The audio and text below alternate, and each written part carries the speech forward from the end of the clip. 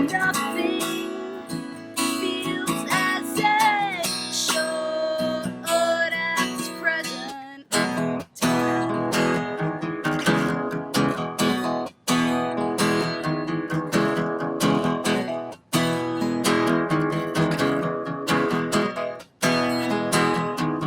And they say be optimistic, but I've done that. I've tired myself out, my burning bridges. I push ashes into small mountains, so I climb them and pretend everything is okay, okay, okay. Oh, and I'm trying to get out of this tunnel, so I follow the light straight from the mouth. It's never ending, and I don't think I'll ever get out of here.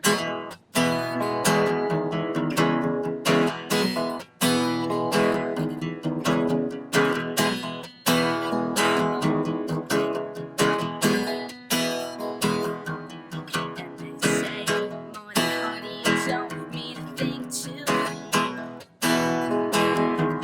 And they say money, honey, don't mean a thing to me.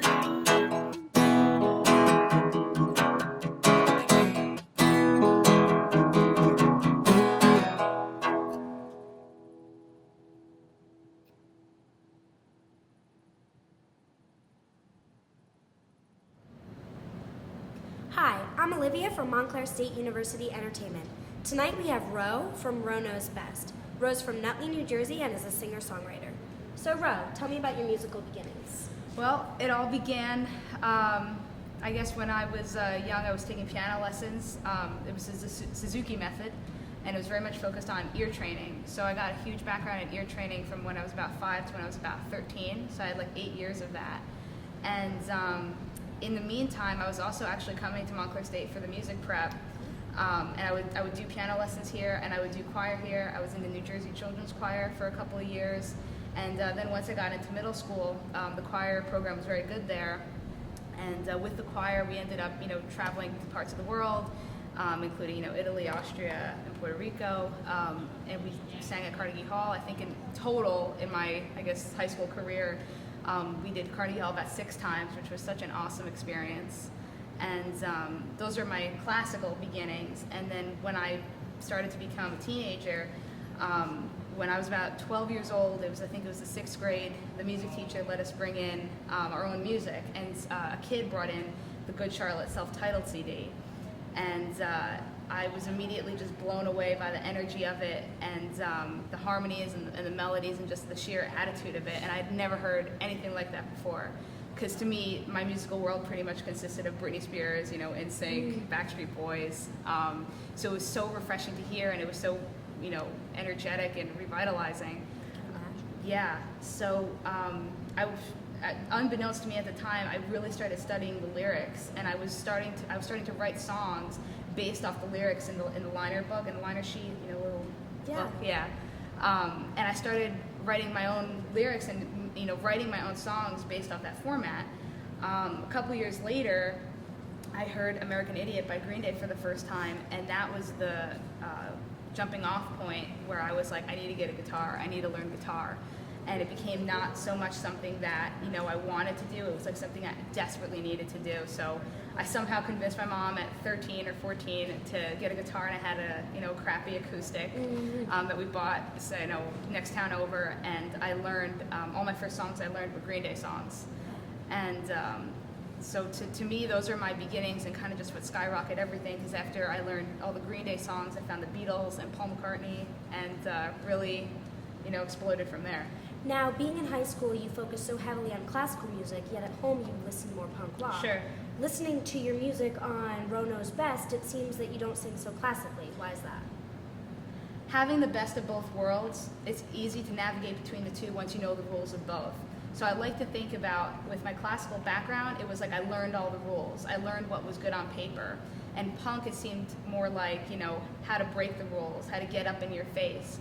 And I feel like at the end of the day, when I perform or when I write my music, I'm using both those things because I want to engage people, but I also want to sound good, and I want to, know like how to project and things like that, especially when I want to get, loud. because I love getting loud in my music. I think it's something that like sets me apart, especially from other female performers. So I think it just I have the best of both worlds with that background, and I guess that's all I have to say about that. So how were you able to begin your website? What influences do you think it has on other musicians and other people watching and listening to what you've got going on? Sure. I think at the end of the day, it was ronosbest.wordpress.com. Hoping to buy that domain very soon. Check it out. Yeah. And I don't know. It's a mesh of my personal and musical life, and I consider the two to be so intertwined. To me it'd be silly to separate them. So on the site I have a lot of things that I'm currently thinking about. So I'll kind of go off on tangents as to like what I think about living in the world and this and that. But it's also a hub for my musical activity. I just completed a project called 24/7 where I wrote a song representing every hour of the day, and I finished that up in October. And prior to that, I had a song shop where I would write songs for other people, depending on what they wanted to hear, and they would pay me basically by if they wanted to do a music video, if they wanted to do a photo shoot, give me some social media promo, and it was kind of like an exchange like that. So being 24 years old, who would you say influences you now? Do you still have Green Day as an influence? Green Day and Good Charlotte will always be true to my heart, and I know it's sometimes very unpopular to say that, but I will stick by it. I love Alison Weiss is a great singer-songwriter that I love to listen to. I love still listening to Saves the Day. I love the classics. I love the Beatles. I love Paul McCartney. I really listen to almost anything and everything. Love Say Anything.